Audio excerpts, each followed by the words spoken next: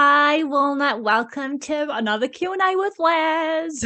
Thank you so much for this opportunity and for all your questions. These are some wonderful ways in which I can trust my sacral and practice my voice. Practice my voice because I've spent a lot of my years trying to, I think, deeply in my brain, in my head, and I process things. But when I come to articulate, I get lost in my words, they get all jumbled, and I don't quite say what I mean. So these little Q&A sessions are really like me practicing just like speaking like off the cuff or whatever the saying is. So just thank you for these. So the question I have is how I personally support myself in terms of duality, and if I have any tools or practices regarding that.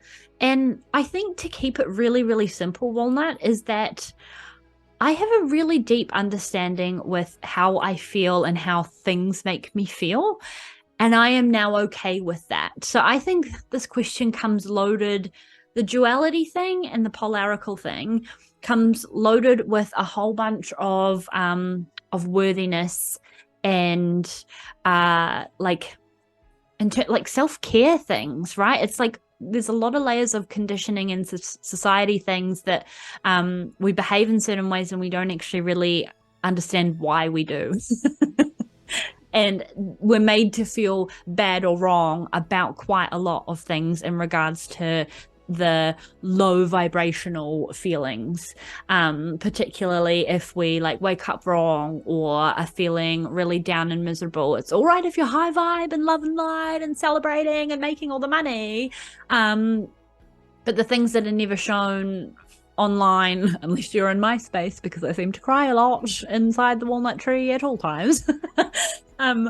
But I think a lot of the other stuff is not shown because it's moody, it's ugly, and it's like low vibe. But I think for me, in terms of duality, I don't really have an actual physical, tangible, like tool or fix to it. It's just that it always comes back to, for me, feeling the feelings. Emotions are here to be felt and moved through. Energy and motion, just moving them out of you, through and out of you. Yeah, and there's a lot of us in the population as well that are emotional authorities that are just here to have just waves of feelings and then let them go, and they don't actually mean anything. And I think we attach a lot of like beliefs and stories to, if we're in a bad mood it means we're a bad person, or sometimes we do bad actions when we're in a bad mood, but usually that's because we're not in control of the other heavier feelings because we don't ever let them out, right? So I think a starting point for this question in terms of supporting yourself with polaricalness or dualicalness, just opposite ends of all the sticks, is just to know that you can't have a rainbow without rain. You can't have nighttime without daytime. The world wouldn't be fun. It wouldn't be interesting. You need to have those opposing things, and one is not positive nor negative, right? Like the sun and the moon, they're both equally beautiful. It's just you grow up learning like good and evil and the villain and the hero, but there's actually so much more to it than that. So yeah, just that understanding and just remembering that like why you're feeling a feeling, and usually there's like some kind of reason why you're potentially being triggered or why you feel that way, and usually after that it means a walnutting is tentatively around the corner and you potentially need to be brave or take some form of action. Or sometimes walnut, we just need to like period all over the land, eat the chocolate and cry over a sad movie for like an hour, and then we're done.